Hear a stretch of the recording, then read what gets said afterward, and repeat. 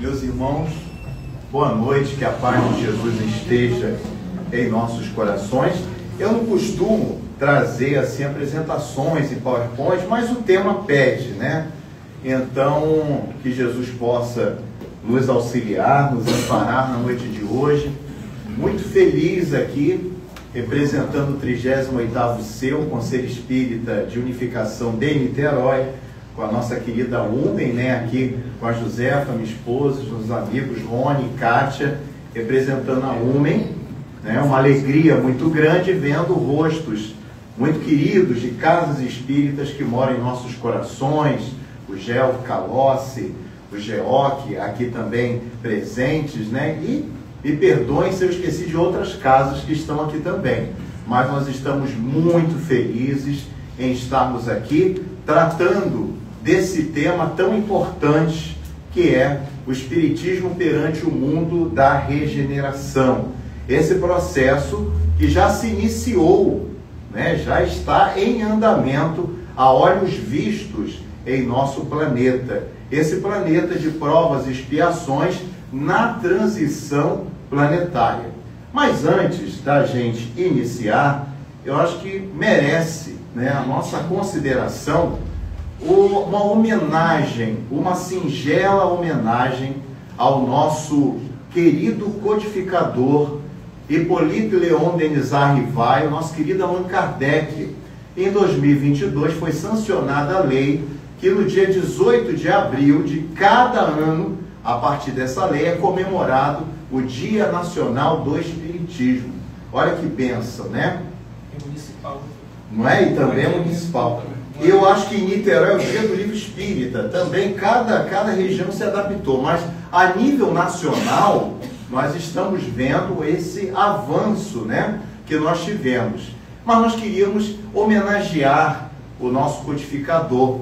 E nada melhor do que nós relembrarmos uma página chamada Há um Século, que está no livro Espírito de Verdade, psicografia de Francisco Cândido Xavier, por diversos espíritos.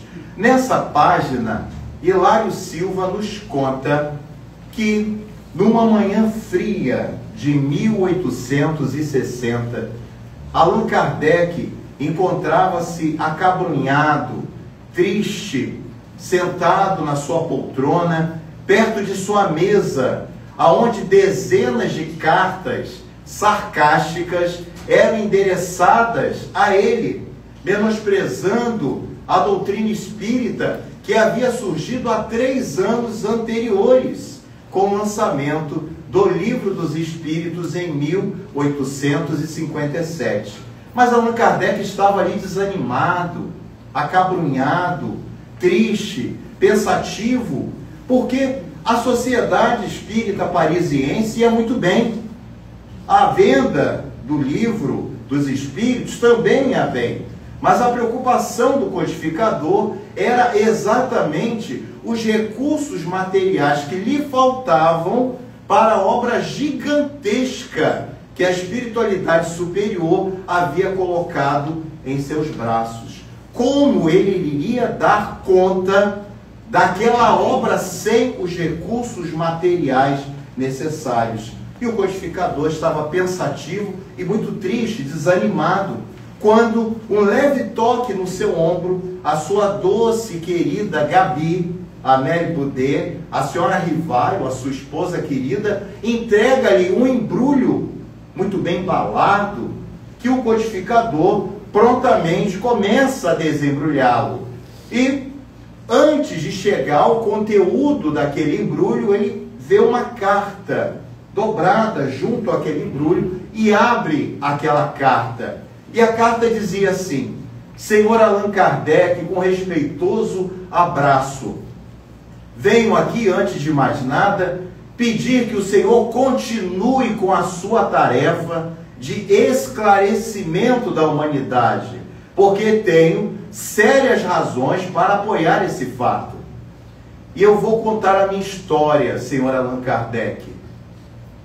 Eu, o encadernador, numa grande firma aqui de Paris, casei-me com a mulher da minha vida, Antoine, Antoine era uma mulher belíssima, aquela que preencheu o meu coração com alegria, com amor, com carinho.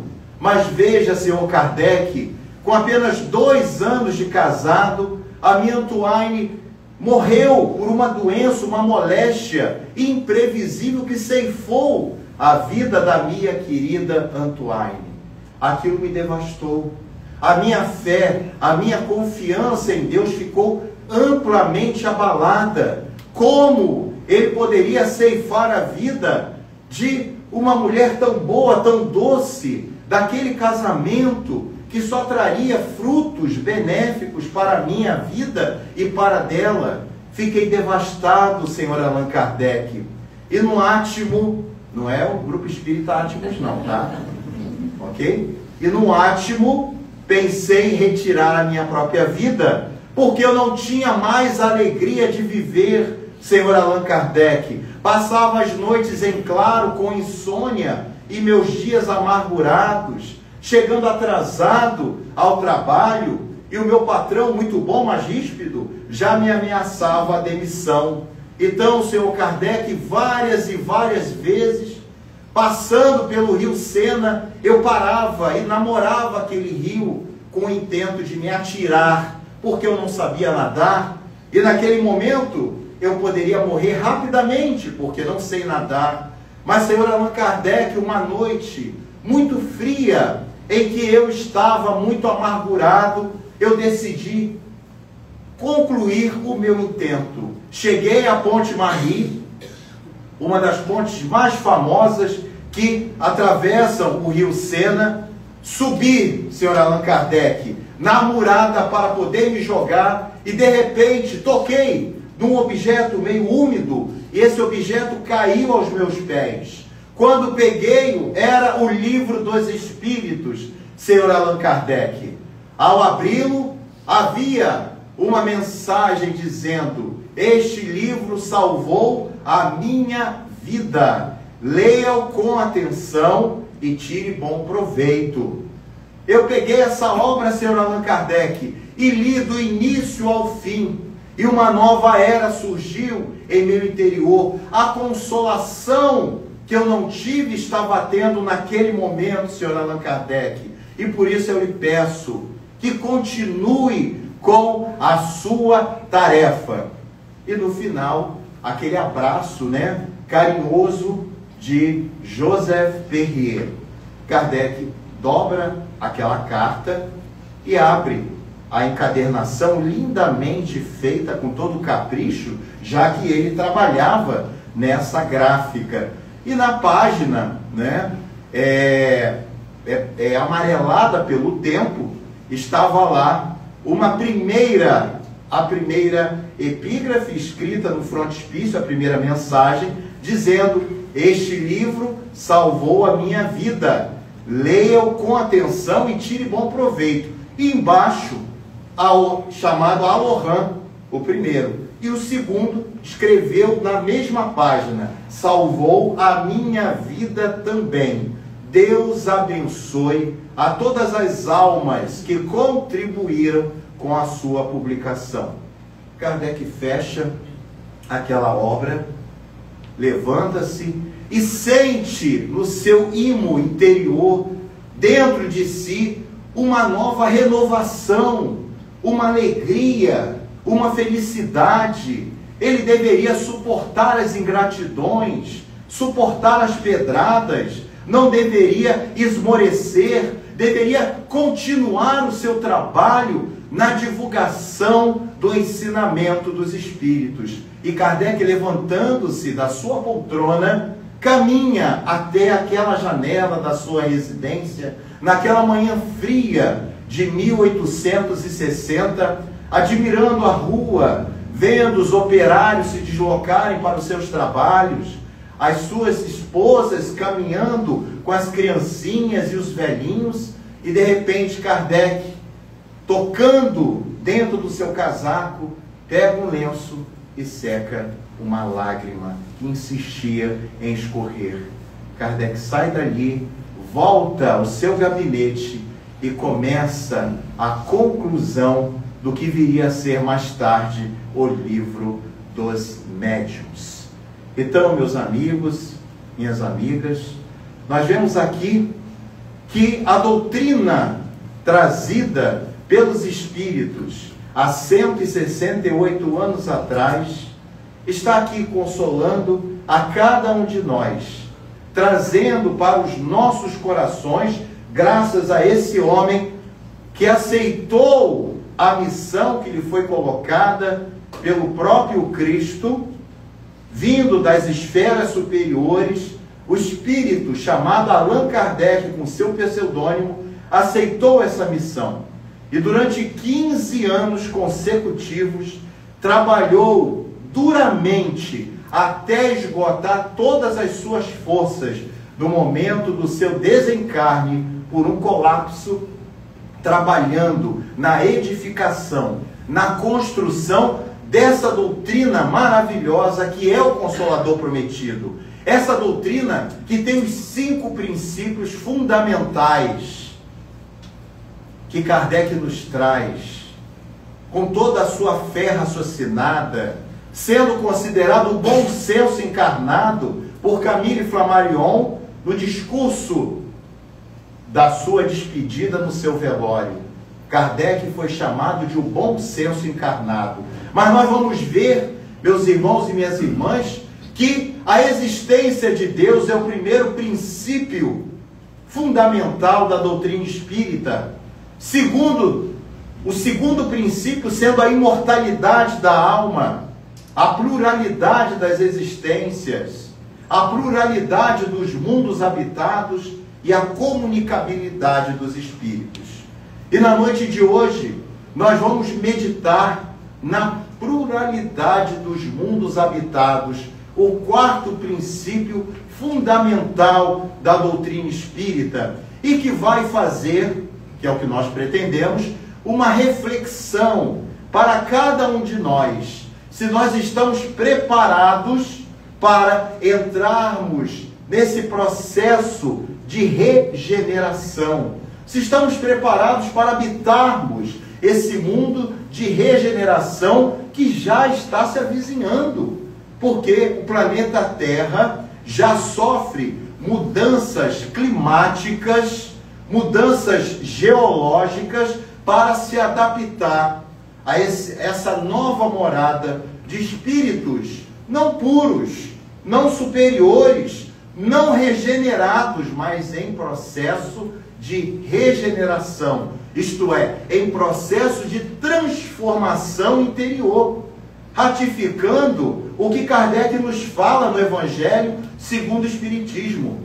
O verdadeiro espírita é reconhecido por sua transformação moral, que é aquela transformação que vem de dentro para fora e não de fora para dentro, e também pelos esforços que faz para dominar as suas más inclinações, as suas más tendências, os seus defeitos interiores. Então, o verdadeiro espírita não é aquele que tem as aparências do santo, não. É aquele que está caindo e levantando e buscando não errar novamente, procurando a sua regeneração interior. Então, meus amigos, nós vamos ver que lá no Evangelho do evangelista João, capítulo 14, versículos 1 e 2, ele vai dizer assim: não se turbe o vosso coração, crede em mim, crede também em Deus. Na casa de meu pai há muitas moradas, se não fosse assim, eu vou teria dito, pois vou preparar-vos o lugar.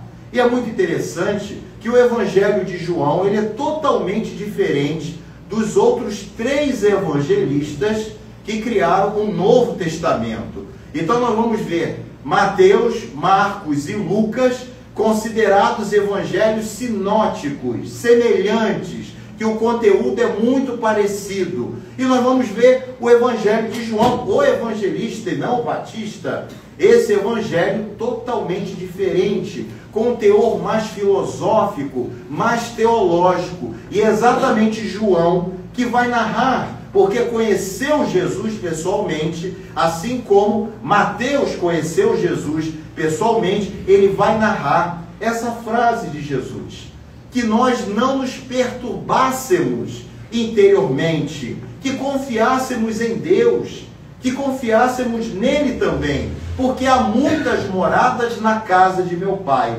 E Allan Kardec vai nos dizer no capítulo 3, intitulado Há muitas moradas na casa de meu Pai, do Evangelho segundo o Espiritismo, que a casa do Pai é o universo, e que as moradas são os diversos planetas que orbitam esse universo. E é um universo que não tem limite, é um universo que ele vai se refazendo, a cada vez mais vai se expandindo. Então nós não temos na compreensão humana, nem com a inteligência artificial, calcularmos a extensão do universo. E nós vamos aqui trazer para vocês uma imagem mental do que nós poderíamos tentar visualizar e quantificar o universo. Vamos pensar que o macrocosmo é como se fosse as árvores da floresta amazônica. Pegaram aí, ó, todo mundo pensou, né? Aquelas árvores da floresta amazônica. E que as folhas das árvores são os planetas que existem nesse universo. Ora, se as árvores são, né, o macrocosmo e as folhas são os orbes, é inadmissível para a nossa mente, e até como um dos princípios da doutrina espírita, nós acharmos que apenas a Terra tem vida inteligente. Mas, Éder, já enviaram para Marte os rovers, os robôs, e eles ficam lá catando pedra, batendo foto. Mas, evidentemente, que se os planetas, e nós vamos ver isso nas questões 55 até a questão 57 do Livro dos Espíritos, quando Kardec pergunta se os planetas, os globos, são parecidos com a Terra, geologicamente, com a mesma forma de vida, os Espíritos são claros e dizem, em nada se parecem. Cada um tem a sua constituição. E Kardec é um pouquinho, né, teimoso, ele perguntou de novo, na 57, tudo bem, se os planetas não se assemelham ao nosso, os seus habitantes são parecidos conosco? Não. Assim como os peixes para o mar e as aves para os céus. Então não se assemelham em nada. Então vamos raciocinar um pouquinho. Existem 200 bilhões de galáxias. Dentro dessas galáxias existem as Vias Lácteas. Vias Lácteas. E dentro dessas Vias Lácteas existem os planetas. E apenas a Terra tem vida? Tem cabimento isso? Não. Mas o robozinho está lá rodando e não vê nada. Quem disse que os nossos irmãos que vivem em Marte têm a constituição física grosseira como a nossa? Que as suas construções são visíveis para os nossos sentidos. Às vezes eles estão vendo o robozinho lá andando para um lado para o outro e rindo daquilo. Né? Está lá o robozinho catando pedra, empurrando, batendo foto e eles rindo daquilo ali. E nós vamos ver em Crônicas de Além Túmulo, que eu trouxe aqui para vocês verem, Humberto de Campos fez uma viagem espiritual a Marte.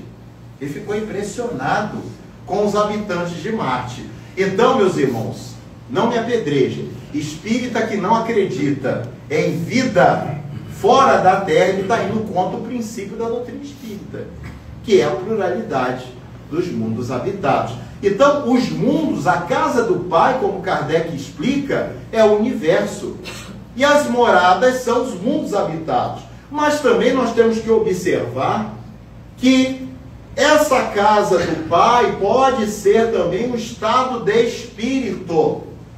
E que a morada são o estado mental de cada um de nós. E eu vou trazer uma imagem também para isso. Vamos pensar aqui, ó. A mente, ela vai longe, né? Eu posso falar agora para vocês, Vamos pensar na Torre Eiffel. Quem conhece, eu já fui lá e já voltei. Fração de milionésimos de segundos. Então vamos imaginar que nós estamos numa ilha deserta. Uma ilha deserta, belíssima, aquela de filmes, mas eu estou em depressão nessa ilha. Eu estou feliz, estou vivendo um céu ou um inferno nessa ilha? Um inferno. Agora vamos nos imaginar lá no Saara, no centro do Rio de Janeiro, aquele pessoal gritando, vendendo isso, vendendo aquilo, mas eu estou em paz comigo. Eu estou feliz porque eu estou vivo, eu estou com saúde, a minha família me ama, eu sou espírita. Eu vou estar no inferno ou vou estar no céu, mesmo num ambiente como esse? No céu. Então, as moradas também, elas podem representar o estado mental que nós estamos em determinados momentos. E aí, quando Santo Agostinho, lá nos versículos 16 e 17, do Evangelho segundo o Espiritismo, no capítulo 3, ele vai falar, né, dos mundos superiores, vai dizer que existem 5. Eu não gosto de fazer essa classificação dessa forma, porque ele diz assim, ó, existe o mundo primitivo, depois vem o quê? Depois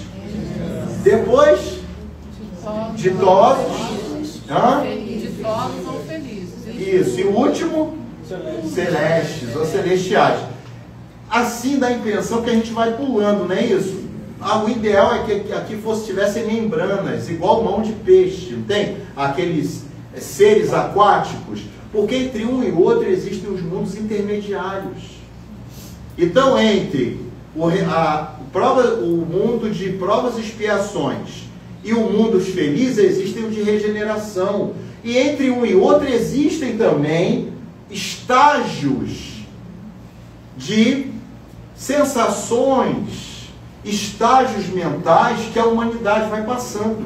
Então hoje essa geração, que antigamente era milênio, nasceu no ano 2000 para cá, né? Agora não, agora já é a geração beta, que eles zeraram. O alfabeto já começou, vem a alfa e vem a beta, né? A geração, a criança já nasce já pegando o celular, não é isso? Pega o celular e dá para um neto, para um filho, para um sobrinho, pequenininho, com 1 ano, 2 anos, ele já vai saber mexer. Por quê? São espíritos que já vivenciaram essa tecnologia. E muitos já estão vindo degredados, já preparados, e outros preparados para esse mundo de regeneração. Então nós vamos ver no capítulo 3... do livro A Caminho da Luz de Emmanuel, que é extraordinário, tá? As raças adâmicas. Emmanuel nos fala, nesse capítulo 3, da migração de planetas da constelação de Cocheiro, onde tem Capela, para o mundo primitivo, então, chamado Terra. E ele traz uma das informações, que é o Egito, né? Que é que esses espíritos vieram para cá auxiliar a alavancar o progresso da nossa humanidade, então muito primitiva. E dessas provas são os egípcios. E se vocês, há poucas semanas atrás, descobriram, né, com um satélite espacial a 617 quilômetros da Terra.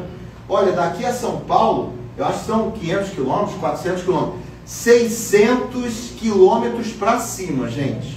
O satélite passou ali na África e passou em cima do Egito e conseguiu verificar que embaixo da pirâmide de Quéops, se não me falha a memória, existiam tubulações, túneis gigantescos, que foi calculado em 2 quilômetros para baixo. Como é que eles cavaram aquilo? Que tecnologia? E as pirâmides, aquelas pedras, né? Aonde tem pedreira aí, onde construíram a pirâmide? Foram os escravos que carregaram milimetricamente cada pedra encaixada ali, evidente que é um conhecimento extraterreno, um conhecimento daqueles que não moravam aqui, mas que vieram degradados para cá.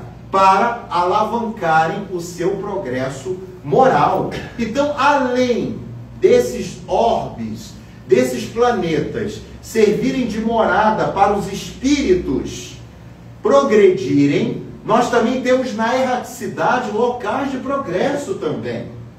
Aí eu vou abrir um parênteses. Tem muita gente, e aí é o nosso primarismo, tá? Que acha que nosso lar fica no céu. Não é? Eu, nessa encarnação, eu nasci em lar espírita, tá? Sempre fui espírita.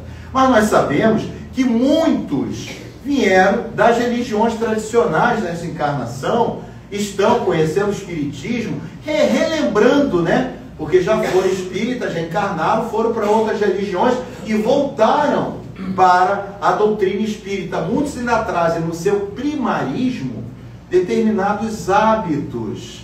Então as pessoas acham que o umbral é o inferno e nosso lar é o céu. E aí é o que a gente vê, Sérgio, a importância do estudo sistematizado. É isso? Porque desculpa, gente, eu vou ter que decepcionar vocês, assim como eu fiquei decepcionado quando eu descobri que Papai Noel era meu pai. Né? Nosso lar fica no umbral, meus irmãos e minhas irmãs. No umbral grosso. Fica ali. Assim como o campus da paz fica no umbral. Então as pessoas acham que o nosso lar é o céu. Eu quero morrer, eu quero ir para nosso lar. Você vai para o umbral. Você quer morrer, quer ir para o umbral? Ficar nas câmaras de retificação? Não é isso? Assim como tem gente que vai à casa espírita e não se concentra no salão. E a nossa querida Sueli Caldas Schubert, ela nos diz em dimensões espirituais da casa espírita também, e André Luiz em suas obras, que o maior trabalho de cura é feito no salão de palestras. Não é na câmara de passes apenas, é aqui. Aí a pessoa fica ali contando. A gente tinha uma casa espírita, né? Que a gente fundou, e tinha um companheiro que frequentava lá, e ele ficava olhando o relógio assim, ó. Aí eu fico imaginando o palestrante, né? A pessoa está falando e a pessoa virando a cabeça para o relógio. Por quê? Porque ele queria tomar o passe e beber a água frutificada. Então vocês imaginam, né? É a associação mental que a gente faz. Então essas casas, essas moradas serão de acordo com o nosso merecimento. E aí eu me recordo, há 47 anos atrás, quando eu morei aqui em Maricá, não tenho 60 ainda não, tá? Mas 47 anos atrás, em 76, minha família veio morar em Maricá. Não é essa maravilha que vocês conhecem hoje. A rua era de chão, não tinha rodoviária, né? O aeroporto existia, mas quando chovia, enchia ali aquela praça toda, tinha peixaria ali na igreja Nossa Senhora Aparecida, aquilo tudo inundava. Ninguém queria morar em Maricá. O pessoal vinha para cá e queria ir para outros lugares. Se as pessoas soubessem que Maricá hoje se tornaria o que é, elas sairiam? Sairia? Você sairia? Não saiu, né? Mesmo com peixe caro lá no Alexandre, né? No restaurante do Alexandre, né? Então, meus irmãos, assim é o planeta Terra. Nós estamos no processo de regeneração. Deixa eu dar uma puxada de saco. A gente está virando Maricá. Olha que coisa boa. Quem que não quer ficar nesse planeta? Não é isso? E hoje as taxas de natalidade estão despencando. A fila está imensa para reencarnar, né? E aí eu vou jogar fora a oportunidade que eu estou tendo nesse momento e deixar passar a oportunidade de reencarnar aqui no mundo de regeneração, com espíritos em regeneração? Não, evidente que não. Então a classificação é essa, que todo mundo conhece, né? Os mundos primitivos, vocês já passaram, né? Na prova, mundos de regeneração, mundos ditosos, mundo celeste, está tudo no Evangelho segundo o Espiritismo, no capítulo 3. Kardec fez questão de tocar nesse assunto. E aí vem a pergunta: existe vida em outros planetas, sim ou não? Sim. Ah, não ouvi direito. Sim. É isso, gente, é princípio básico da doutrina. Pluralidade dos mundos habitados. Mas o Éder é chato, e ele trouxe um vídeo aqui, né? Um vídeo real, não é feito por IA não, tá bom? Para a gente poder entender essa questão. Vamos ver se vai funcionar. Olha aí, gente.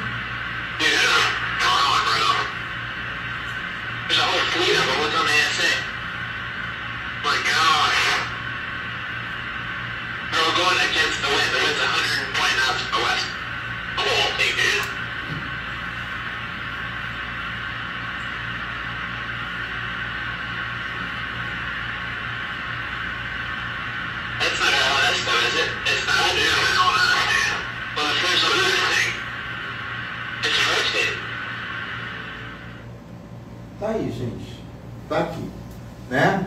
Uma tecnologia dessa, em que isso é uma imagem real divulgada pelo governo dos Estados Unidos, tá? Por isso que eu trouxe, que tem vários vídeos aí, a gente não confia, né? A gente não confia. Então tá aqui a fonte, a BBC Brasil, tá? Mostrando uma tecnologia que não é da Terra. Não é da Terra. E quando eles tentaram se aproximar mais, ele, em milionésimo de segundo, ele desapareceu.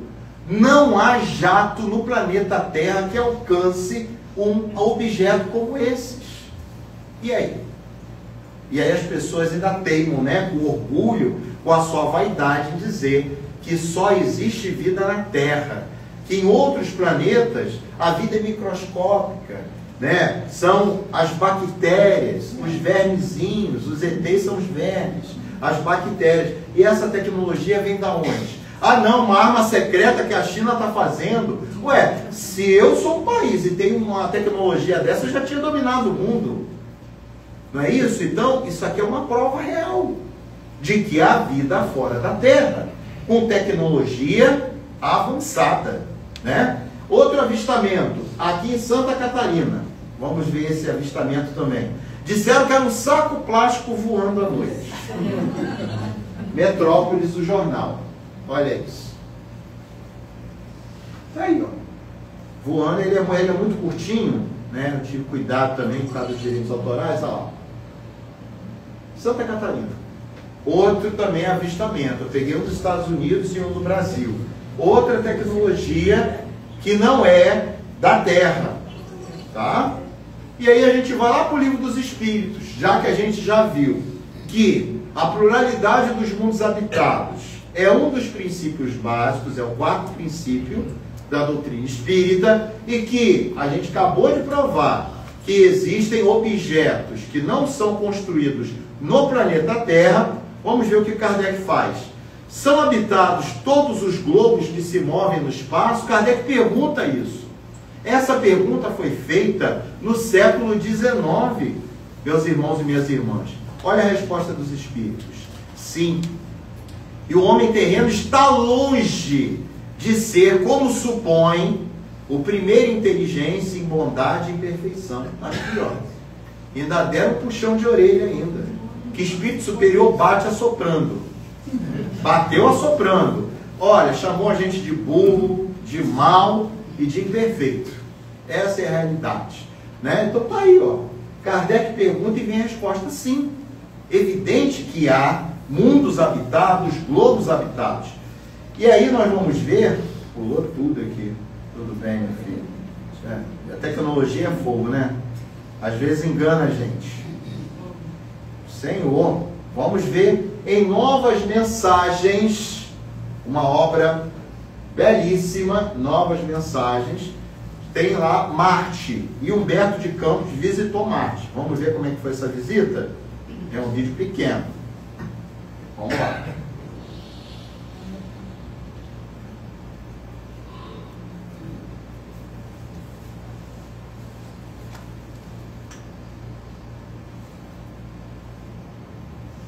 É interessante que, enquanto as empresas de turismo organizam na Terra os grandes cruzeiros intercontinentais, no mundo dos espíritos organizam-se caravanas de fraternidade nos planos do intermúndio. Chegamos ao termo de nossa viagem vertiginosa. Experimente a atmosfera marciana. Sinto uma extraordinária sensação de leveza. Mas o que é isso ao longe? Diviso umas cidades fantásticas. De algum modo me recordam a Torre Eiffel, ou os mais ousados arranha-céus de Nova York. Consegue ver as máquinas possantes? Como se fossem movidas por novos elementos semelhantes ao hélio. Elas têm um vasto sentido de estabilidade e de harmonia entre as forças aéreas. Meu caro mentor, na Terra as pessoas pensam que Marte tem uma influência perigosa, mas é muito diferente do que vemos. Sua função é auxiliar os terrenos para que deixem seu egoísmo. Marte é um planeta irmão. Ele é o mais velho e mais experimentado na vida. Vejam, chegamos. É um belo cômodo e ele está todo atapetado de verdura florida. Estou sem palavras. Essas avenidas extensas e amplas lembram muito as construções da Terra. Humberto, observe que os homens de Marte não apresentam as expressões psicológicas de inquietação como os homens das cidades da Terra. Nossa, eles têm uma aura de profunda tranquilidade que os envolve. É que os marcianos já solucionaram os problemas do meio ambiente e a alimentação. Dispensa a ingestão de vísceras cadavéricas dos animais. Aqui não se conhece o que é uma guerra. Ditaduras ou atos terroristas seriam acontecimentos inacreditáveis. Evoluímos sem as expiações coletivas, como acontece com os povos insubmissos da Terra. As pátrias não recebem um tributo no sangue quanto à morte de seus filhos. Em Marte, os países são administrados por instituições justas e sábias. Funcionam como departamentos econômicos e órgãos educativos. Cidade em Marte. Vou chamar a cidade de Marciópolis. Meu amigo, vamos fazer uma excursão pela cidade. Aproveite e observe suas belezas. Não existe nada similar na Terra. Nossa, a cidade é prodigiosa e essa praça é realmente muito extensa. Até a vista do nosso sol é bastante diferenciado, entornando na paisagem as tintas do crepúsculo. Agora observe a vegetação. Ela é de um colorido mais belo e avermelhado. E esse tempo é maravilhoso pela sua imponência e, mais ainda, tocada de majestosa simplicidade. Nesse templo se reúnem todos os credos religiosos. Agora presta atenção na atmosfera. Ao longe, as nuvens imensas levemente azuladas. Se trata de extensas aglomerações de vapor d'água, criadas por máquinas poderosas da ciência marciana para suprir a falta nos lugares mais pobres. Tudo isso é para proteger a vida dos reinos mais fracos da natureza planetária. Porque em Marte, o problema da alimentação essencial através das forças atmosféricas já foi resolvido. Os habitantes felizes aqui não se alimentam dos cadáveres dos seus irmãos inferiores, como acontece na Terra, superdotado de frigoríficos e matadouros. A nossa presença espiritual não é percebida. Isso nos permite examinar a multidão à vontade. Aqui, sentem-se incomodados pelas influências nocivas da Terra. E desde muitos anos, eles enviam mensagens através das ondas luminosas, as quais se confundem com os raios cósmicos, cuja presença no mundo é registrada pelos aparelhos de rádio. O que é aquela estrela de luz avermelhada? Parece que todos os marcianos olham ansiosamente. É a Terra. Uma comissão de cientistas iniciou uma vasta série de estudos sobre o nosso mundo distante. Esses são os aparelhos luminosos que exibem na praça os mapas desconhecidos dos nossos continentes. Desconhecia a situação espiritual da Terra. Agora entendo as ideias dos estudiosos marcianos quando as expõem nas suas palestras através do pensamento. Estes telescópios poderosos conseguem estudar a Terra aumentando a imagem mais de 100.000 vezes, chegando a examinar as vibrações de ordem psíquica na sua atmosfera. Agora silêncio, estabelecendo no alto um mensageiro celeste. Aqui se inicia o rei da fé. Elas apresentam um dos espetáculos mais belos para o nosso espírito. Quem será? Tem uma figura quase angélica. Irmãos, ainda é inútil toda tentativa de comunicação com a Terra rebelde e incompreensível. Seus astrônomos nos procuram, mas é inútil sem a sabedoria da imortalidade. Na Terra, precisam de iluminação pelo amor. Usam sua ciência para a guerra, e seus vícios estão dentro das suas religiões. Todos os progressos científicos lhe servem um egoísmo utilitário, ou para gerar a ruína e a morte, enquanto as árvores de Deus frondejam cheias de frutos deliciosos. Os terrenos consideram-se famintas de violência e de sangue. Oramos pelos nossos companheiros, para um dia vibrarmos igual e ter comunicação entre os dois mundos. É impressionante como a multidão ouve a palavra bíblica como ouviu. Essa exortação profunda que ouvimos tocou nosso coração como se fôramos convocados de longe. Mas já está na hora do regresso à terra. Meu caro mentor, em todos os lugares há os que andam e vivem os que obedecem. E como tal, volto à terra como um homem ignorante que fez um voo através do mundo, confundido e deslumbrado, embora não lhe seja possível definir o mais leve traço de seu espantoso caminho. Aí, meus irmãos, é o exemplo do que vem a ser o mundo de regeneração. Porque no nosso mundo, o que domina? É o orgulho e o egoísmo. E lá eles pensam na coletividade. Então vocês observem, e aí é uma fonte segura, que é Humberto de Campos, né, através de Chico Xavier, que a necessidade, eles não conseguem se comunicar conosco. Por quê? Porque nós estamos vibrando numa faixa muito inferior. Nos mundos regenerados, ou os mundos de regeneração, melhor dizendo, há preocupação com a coletividade. Então todo mundo, né, vive e vibra em benefício do outro. Eu costumo dizer que os mundos de regeneração não existe chave. Então as casas não têm chave. Para quê? Né? E as cadeias também não têm chave.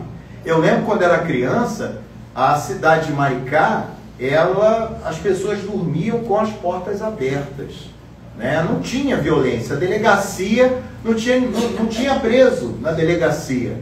Então, quem viveu não somente em Maricá, outras regiões mais remotas, vivencia isso. Quer dizer, os mundos de regeneração não há essa violência. O mal não vai predominar. O sentido do bem da coletividade que vai superar os desafios do mal. E aí nós vamos ver o seguinte: quais são as obras espíritas que falam sobre vidas em outros planetas. Então nós temos aqui a Gênese, nós temos o Livro dos Espíritos, as Cartas de uma Morta, que é a psicografia do espírito de Maria João de Deus, a mãe de Chico Xavier, que ela fala de Marte, ela fala de Júpiter, outros planetas.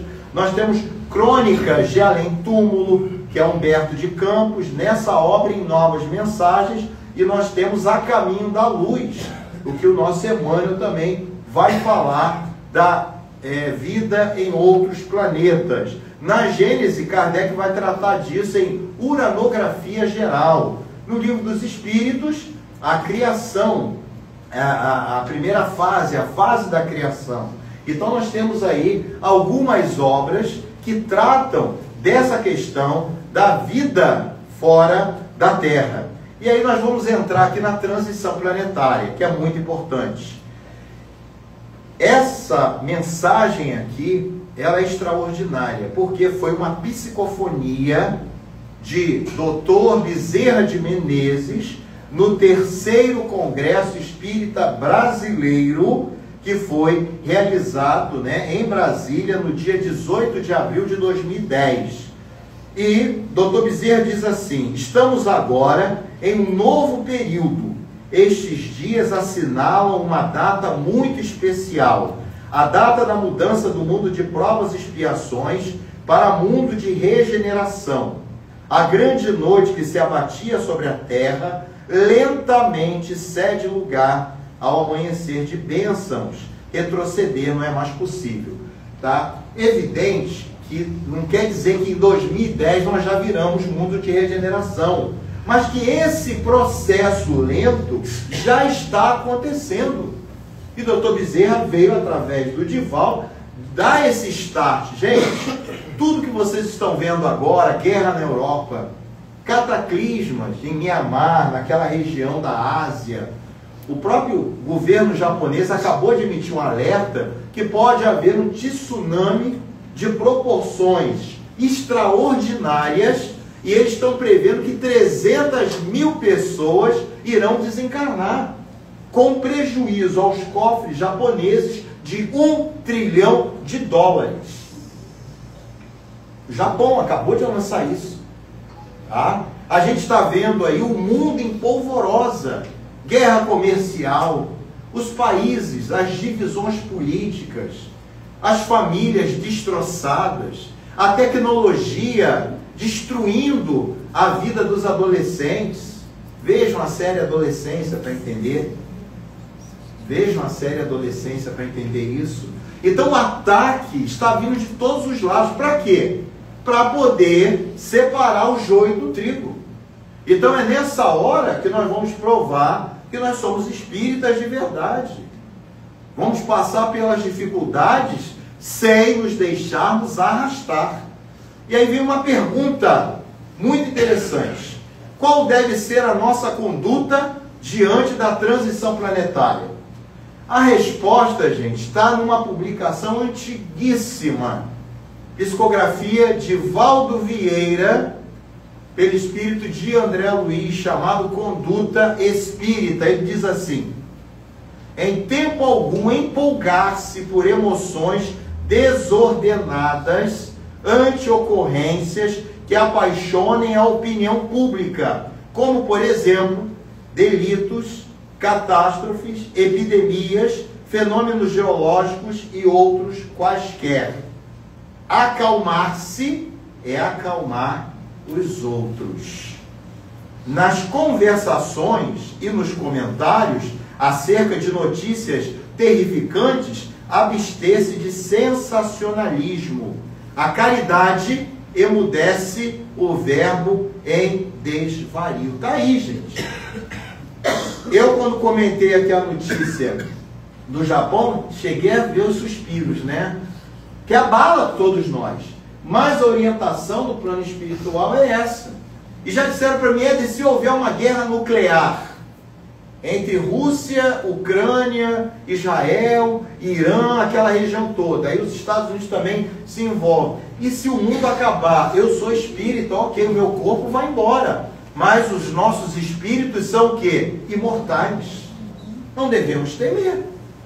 Se o mundo acaba por uma ignorância dessa, uma burrice, com perdão da palavra dessa, eu sou espírita. A gente não passou por uma pandemia? Né? Tá aí, ó. Acalmar-se é acalmar os outros. Isso é muito importante, meus irmãos e minhas irmãs. E aí vem, qual deve ser a nossa postura? Ok, pelo exemplo, Kardec nos fala isso. Na Viagem Espírita de 1862. Ensinai, pois, a caridade e, sobretudo, pregai pelo exemplo. E aí eu me lembro de Francisco de Assis, que uma frase atribuída a ele, que ele diz assim: pregai o evangelho em toda parte, se necessário com palavras. Que às vezes a gente fala muito e acha pouco, né? Ser espírita dentro da casa espírita é fácil, fora que é difícil. Então Kardec diz assim, ó: pregai pelo exemplo, é a âncora de salvação da sociedade. Só ela pode realizar o reino do bem na terra, que é o reino de Deus. Sem ela, o que quer que façais, só criareis utopias, das quais só vos resultarão decepções. Está aqui Allan Kardec falando isso. É dar o exemplo, meus irmãos e minhas irmãs.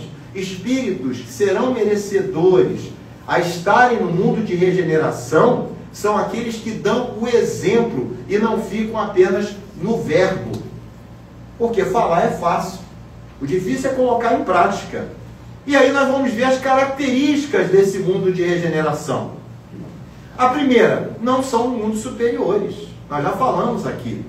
Os seus habitantes têm a sensação de alívio e tranquilidade. Olha o vídeo de Marte. Todos vivem em paz, com alegria. O que perturba os marcianos? A Terra, as vibrações da Terra. E a gente ainda quer ir lá, né?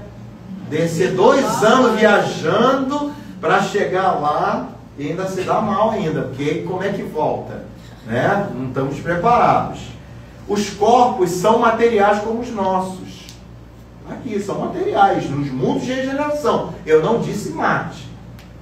Disse mundos de regeneração. Tá? A sociedade onde as pessoas são desejosas do bem, querem fazer o bem, pensam na coletividade, querem conhecer e viver a lei de Deus. Olha que sociedade maravilhosa é essa. São características que Kardec nos traz, na realidade, Santo Agostinho, nos versículos 16 e 17 do capítulo 3. É uma sociedade voltada para o coletivo, a preocupação com o próximo, sem exploração. Nós já estamos nesse estágio. Estão brigando agora para acabar com a escala 6x1. Não é isso? E ainda tem gente que fica reclamando, não pensa no próximo, né? Mas aí, nós temos que combater essa sigla aqui, gente. Ópio. Ai, gente, vocês trouxeram esse maluco aqui para falar. Ópio, ele está divulgando droga aqui. O que o ópio faz? Ele é extraído da papoula, ele é um alucinógeno, causa dependência, a pessoa surta com aquilo e fica muito viciada. Para a gente chegar na regeneração, a gente tem que combater o ópio dentro de nós. O que é o ópio? É o ódio, são as paixões, a inveja e o orgulho. Está aqui, ó. Gravem essa sigla. Ópio, ódio, paixão, inveja e orgulho. Se a gente conseguir combater isso aqui, que é muito fácil da gente combater, não é isso? É facinho, dá para... Em 1 ano a gente combate isso. Nós teremos as características necessárias para habitarmos a regeneração. Ok? Eu já estou terminando, tá? Vou avançar um pouquinho, mas já estou terminando.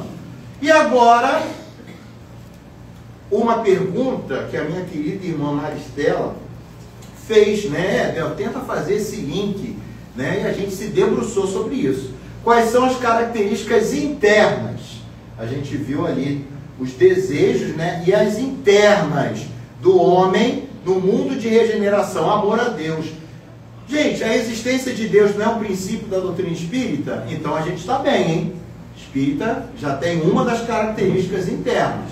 Amor a Deus. Se eu acredito em Deus, e Deus é amor, então eu já tenho uma dessas características. A segunda, amor ao próximo. Ué, o lema da doutrina espírita não é fora da caridade nossa salvação? E Jesus nos disse, o novo mandamento eu vos dou, que vos ameis uns aos outros, tanto quanto eu vos amei. A gente não acredita em Jesus? Então essa segunda característica também faz parte da nossa comunhão com o alto, dos espíritas. E a terceira, amor a si mesmo. Por que Jesus mudou os 2 mandamentos anteriores? Amar a Deus sobre todas as coisas e ao próximo como a si mesmo. Porque se eu não me amo, como é que eu vou amar o próximo? Ele junta. Primeiro ele pegou os 10 da lei de Moisés e transformou em 2. Depois ele pegou esses 2, juntou e transformou em 1. Amai-vos uns aos outros, não com amor de vocês, como eu, não Éder, tá? Jesus, vos amei. É o amor do Cristo. Então, se eu amo a Deus, se eu amo ao próximo, e se eu me amo, que é o principal, nós devemos nos amar, nós já temos as características internas para habitarmos esse mundo de regeneração. Eu acordo de manhã, uma coisa que eu aprendi lendo as obras de Emmanuel, né? Aquela coleção Fonte Viva. Gente, eu abro o olho cheio de remela, né? A gente acorda, eu nem lavo o rosto, eu já olho para o espelho e digo assim, bom dia, Éder. É um processo de se amar. Quantas vezes a gente não se olha no espelho? Né? fiz escova outro dia. Né? A gente fica bem feliz com isso. Né? E aí vem a pergunta que a minha querida Maristela trouxe para mim e que nós vamos tentar responder agora. Qual a missão dos espíritas no processo de transição para o mundo de regeneração? Nós temos missões, hein? Vamos lá, ó. Caderninho mental. Vamos lá. Reforma íntima e crescimento moral, ok? Não estamos fazendo? Estamos fazendo. Sim ou não? Sim. Tá ótimo. Ó, primeiro passo, né, o processo a gente já tem. Segundo, divulgação dos ensinamentos espíritas. Estamos fazendo? É internet, é post nas redes sociais, é palestra pública, é feira do livro espírita. Então a gente está lá, não está? Olha que benção. Prática da caridade e da fraternidade a gente faz? Opa! Fazemos, né? Estamos caminhando. Ó, já tem 3 ali que a gente está se adequando. Olha que coisa boa, gente. Pré-requisito: promoção da paz e da justiça social. O espírita tem que promover a paz e não a guerra. Ele não pode ver um irmão seu sendo explorado e ficar calado. Tem que exercer a sua cidadania no sentido amplo, política, civilizatória. Então a gente está no caminho, estamos caminhando. Apoio aos espíritas em transição. Olha que coisa interessante isso. O que são espíritas em transição? Você está observando aquele jovem que chegou à casa espírita. Vamos apoiar. Aquele que tem desejo de conhecer, de trabalhar. E o que muitas casas fazem? Coloca o jovem de lado. Não investe no jovem. Só que esquece que a gente vai desencarnar. E quem vai ficar na casa espírita depois? Então nós temos que investir na evangelização. Porque evangelizar o jovem e a criança de hoje é investir no futuro da humanidade. Isso é muito claro para cada um de nós. Outra característica, consciência ambiental. Está aqui, ó, no processo, a nossa missão é ter consciência ambiental. É trabalharmos, né, não jogando lixo onde nós não devemos jogar, o básico. Consumindo produtos de empresas que não poluem o meio ambiente. É termos a questão da cidadania. Observaram lá Humberto de Campos, em Marte? Eles já tinham resolvido os problemas ambientais deles, favorecendo regiões que não recebiam água. Ecumenismo. Olha que coisa boa. É juntar na mesma mesa religiões diferentes, pensamentos diferentes, mas que têm um objetivo comum. Quer amar a Deus, quer fazer a caridade e o bem. Eu fico muito feliz que Maricá deu esse salto. O Movimento Espírita de Maricá é ecumênico. Em 2023, eu estive no Cinema em Fio, né? Um evento ecumênico lá no Cinema em Fio. O Cirilo foi um dos meus mentores espirituais do computador. Né? Então a gente fica muito feliz, porque tinha católico, tinha protestante. Então nós devemos trabalhar o ecumenismo e a manutenção da esperança e da fé raciocinada. Não é a fé cega, não. É a fé raciocinada, que encara a razão frente a frente em todas as épocas da humanidade. É aquela que tem lógica. Vamos logicar o que o Éder está falando, tem lógica. Não tem que aceitar porque eu falei, tem que raciocinar. É aquela fé que nos diz assim: eu não acredito, eu sei. Eu tenho a certeza de que é assim, que o mundo espiritual existe. E por fim, meus irmãos, está aqui, ó. Qual é a nossa missão? Resumindo aquilo tudo lá atrás, sermos catalisadores da transformação. Que começa por quem? Por nós mesmos. E essa transformação, ela vai se irradiando para o mundo. É a corrente do bem. Uma sociedade, ela vai fazendo bem, vai ajudando. Quando você vê a cidade toda está naquela frequência vibratória. Há muitas moradas na casa de meu pai. Fora da caridade não há salvação. E a gente lembra da caridade, já finalizando, que Jesus nos ensinou na questão 886 do Livro dos Espíritos. Quem já conhece esse aparelho, levanta a mão. Ih, gente, já vi a idade de todo mundo aqui. Eu já tive um desse. O Teletrim, o Motorola.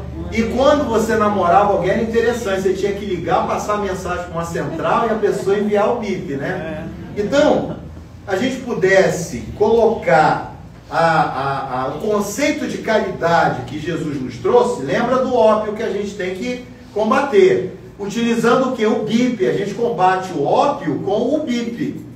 Guardem isso. Que é o que? Benevolência. Observe que são características de virtudes. Benevolência, indulgência e perdão que Jesus ensina. A caridade para Jesus são as nossas virtudes em benefício do próximo. Benevolência para quem? Para todos. Indulgência com o quê? Com a imperfeição do próximo. E perdão das ofensas. Para aqui, ó, gente. Vamos colocar em prática? Para quê? Para que nós sejamos os homens searas. Está lá em Palavras de Vida Eterna de Emmanuel. Os homens searas são aqueles que, reunindo consigo o solo produtivo do caráter reto, a água pura dos sentimentos nobres, o adubo da abnegação, a charrua do esforço próprio e o suor do trabalho constante, sabem albergar as sementes divinas do conhecimento superior, produzindo as colheitas do bem para os semelhantes. Está aqui. Então, o homem, aqui é o homem no plural, homem e mulher, que vai habitar o mundo de regeneração, é o homem seara. É aquele que catalisa a transformação moral dele e divulga, espalha, contaminando positivamente a sua coletividade. E por fim, eu deixo como meditação essa frase do nosso querido Mahatma Gandhi: você quer que o mundo se transforme num mundo de regeneração? Seja a mudança que você deseja ver no mundo. Que a paz do Cristo, nosso irmão, amigo de todas as horas, o único amigo que não abandona amigo no meio do caminho, permaneça para sempre em nossos corações. Muita paz, meus irmãos e minhas irmãs. Graças a Deus.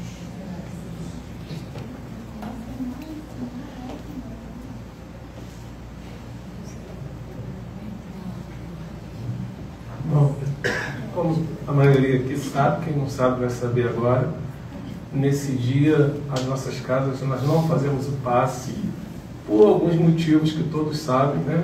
Muita gente, como que nós vamos fazer um passe individual, não tem como, também nós ficaríamos aqui quase o mundo regenerando, né? E a gente ficaria aqui até o planeta mudar fazendo o passe individual, né? Então nós não queremos isso. Mas o que nós vamos fazer agora?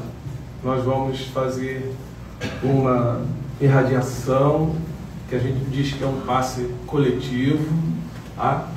O Zé vai me ajudar.